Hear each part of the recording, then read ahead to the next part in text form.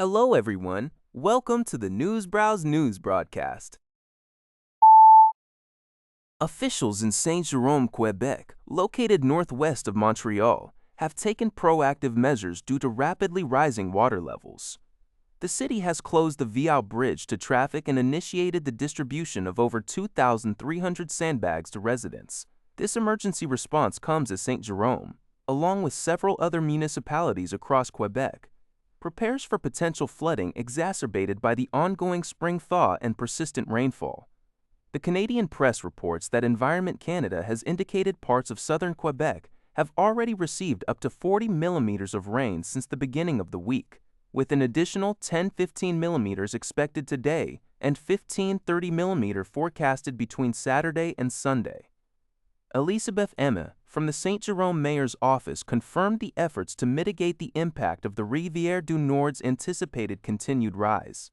Flood watches are currently in effect for multiple rivers throughout the province, affecting regions such as Lanaudière, Haute-A, the Laurentians, and Quebec City, where minor flooding has already been observed in some areas.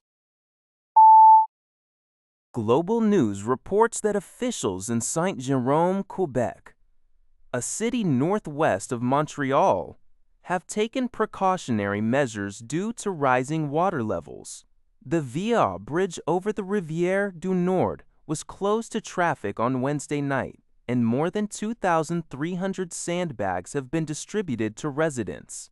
This action comes as St-Jérôme, along with several other municipalities across Quebec, prepares for potential flooding caused by the ongoing spring thaw and persistent rainfall. Environment Canada has forecasted significant precipitation for parts of southern Quebec, including the Gatineau and Lanaudière regions, with 10 to 15 millimeters of rain expected today and an additional 15 to 30 millimeters over the weekend. Minor flooding has already been reported in some areas, prompting cities to bolster their defenses against the anticipated high water levels. Ontario Premier Doug Ford has explicitly rejected the idea of banning surveillance pricing on groceries, a measure that the Manitoba government has proposed.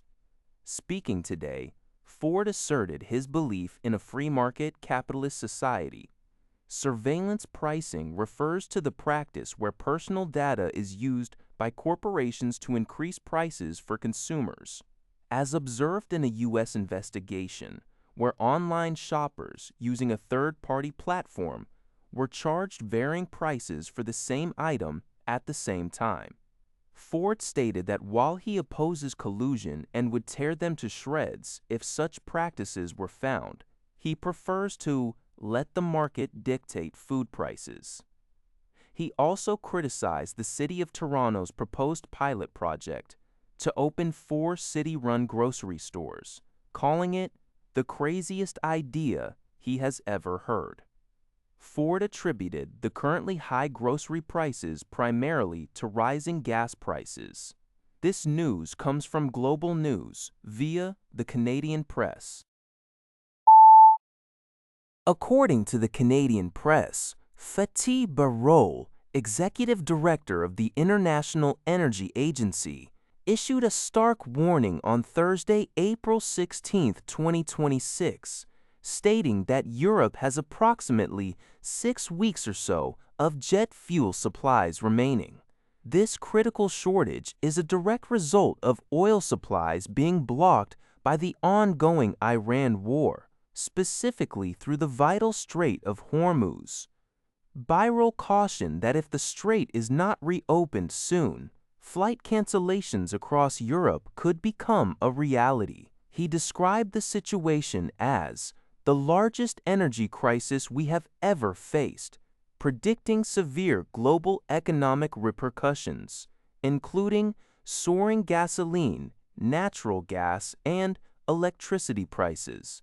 Developing nations in Asia, Africa, and Latin America are expected to be hit hardest, though no country will be immune. Birol also expressed concern that Iran's toll booth system for ships in the strait could set a dangerous precedent for other crucial waterways worldwide. Even with a peace deal, he estimated it could take up to 2 years to restore pre-conflict energy production levels due to widespread damage to regional facilities. ADF Group Inc., a Quebec-based manufacturer of steel superstructures, has reported a significant downturn in its financial performance for its latest fiscal year, which ended on January 31. According to the Canadian press, the company's profit plummeted to $26.3 million from $56.8 million in the previous year. Concurrently, its revenue saw a more than 20% decrease, settling at $258.7 million compared to $300.6 million a year prior. The company has explicitly attributed this decline to the impact of U.S. tariffs. To counteract the negative effects of reduced fabrication hours, ADF Group implemented a work-sharing program at its Terrebonne plant. However, this measure was not entirely sufficient, and U.S. tariffs indirectly impacted the company's profit margins. Despite the challenging year, the company noted a record backlog of 561. That's all for this video. Thank you for watching. See you in the next video.